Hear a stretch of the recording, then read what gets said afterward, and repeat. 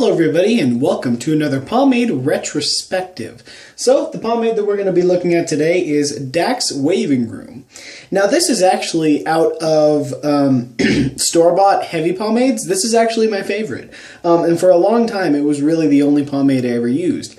Now before I got really big into collecting and big into homebrews and whatnot, and before homebrews were really a big thing, this is what I used. Almost every day. This, and then I'd use Murray's Beeswax all the time, and I really like it.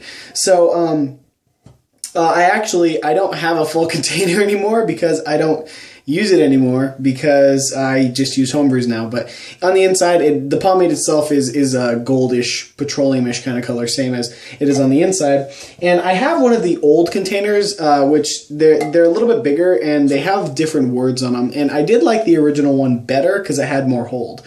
But in the recent years, they made a newer formula, which I didn't really like too much, but it was still pretty good. Now, so I'll obviously talk about the newer formula. So the newer formula it's pretty greasy, scoops out really easy, really nice, and gives your hair good shine for what it is.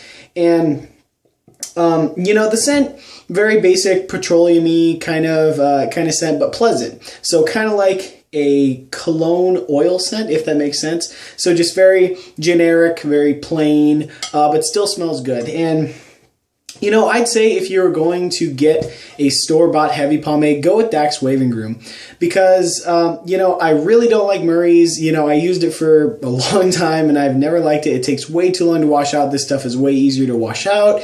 It has better buildup and it's just a classic. And it's a really nice pomade to use for really any occasion, and it works every time of the year. And it's just really good, solid, cheap pomade. Now, I wouldn't put it up against a homebrew, nothing like that. It's not that good.